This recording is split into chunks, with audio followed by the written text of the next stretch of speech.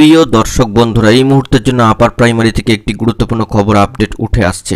কার্যত ম্যাট কেসের যে 18 তারিখের অর্ডার কপি সেটি আপনাদের সামনে তুলে ধরেছিলাম এবং সেই দিক থেকে অর্ডার কপির শেষে কিন্তু উল্লেখিত ছিল যে জাজমেন্ট রিজার্ভড, অর্থাৎ রায়দান কিন্তু রিজার্ভ করা হলো, রায়দান কিন্তু করা হবে। তো নির্ধারিত সময় রয়েছে, তার মধ্যেই কিন্তু সম্পূর্ণ বিষয়টি উঠে আসবে। তো সেই দিক থেকে রায়দানের আগেই আরও একবার একটি গুরুত্বপূর্ণ সিদ্ধান্ত সিট আপডেটকে কেন্দ্র করে।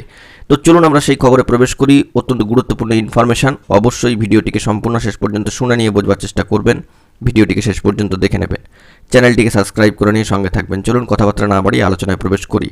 তো আমরা সকলেই জানি যে 18/7/2024 তারিখে অর্থাৎ জুলাই মাসের মাঝামাঝি সময় দাঁড়িয়ে এই আপার প্রাইমারি ম্যাট কেসের হিয়ারিং কিন্তু শেষ হয়ে গিয়েছে এবং রায়দান আপাতত স্থগিত।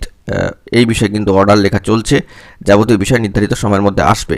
কিন্তু রায়দান স্থগিত হলেও কার্যক্রম কিন্তু স্থগিত নয়। তো সেই বিষয়ে উঠে আসছে বড়সড় খবর আপডেট, কার্যত সিট আপডেটকে কেন্দ্র করে, অর্থাৎ সিট আপডেট প্রসঙ্গে। হাতে কিন্তু খুব কম সময় রয়েছে এবং যে বিষয়টি লক্ষ্য করা যাচ্ছে যে সিট আপডেটকে কেন্দ্র করে ইতিমধ্যেই কিন্তু মহামান্য কলকাতা হাইকোর্টে একাধিকবার কিন্তু পিটিশনারদের তরফ থেকে সম্মানীয় আইনজীবীরা এ বিষয়ে কিন্তু নানা ধরনের বার্তা তুলে ধরেছেন এবং পিটিশনারদের তরফ থেকে সম্মানীয় আইনজীবী মহাশয়রা, অ্যাডভোকেট মহাশয়রা কিন্তু সিট আপডেটের দাবিকে কেন্দ্র করে কার্যত বিভিন্ন ধরনের দাবি তারা সামনে রেখেছেন। তো সেই দিক থেকে 5,000-এর মতো অ্যাডিশনাল শূন্যপদ, অতিরিক্ত শূন্যপদ অ্যাড করবার প্রসঙ্গও কিন্তু উঠে এসেছে, দাবি তুলে ধরা হয়েছে। ইন্টারভিউর 15 দিন আগে পর্যন্ত গেজেট রুল অনুযায়ী সিট আপডেট করে এই নিয়োগ প্রক্রিয়া সম্পন্ন করতে হবে, সেই দাবিও কিন্তু বারংবার তুলে ধরা হয়েছে। এবং এই যে রিক্রুটমেন্ট প্রসেস, তার সঙ্গে একটাও সিট নতুন করে আপডেট হয়নি দীর্ঘ এতগুলো বছরে, সেই প্রসঙ্গ বারংবার উঠে এসেছে।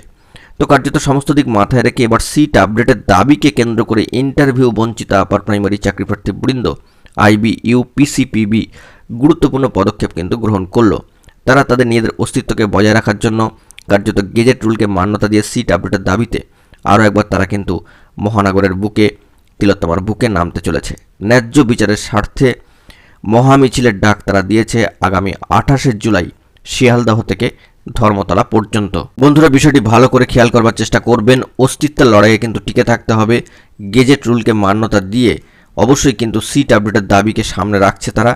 অবশ্যই ইন্টারভিউর 15 দিন আগে পর্যন্ত সিট আপডেট করতে হবে, তারই দাবিতে আরও একবার তারা মহানগরে মহামিছিল চাইছেন তিলোত্তমার বুকে। আগামী 28শে জুলাই শিয়ালদহ থেকে ধর্মতলা পর্যন্ত বৃহৎ এক ঐতিহাসিক মহামিছিলের ডাক দিয়েছে ইন্টারভিউ বঞ্চিত আপার প্রাইমারি চাকরিপ্রার্থী বৃন্দরা।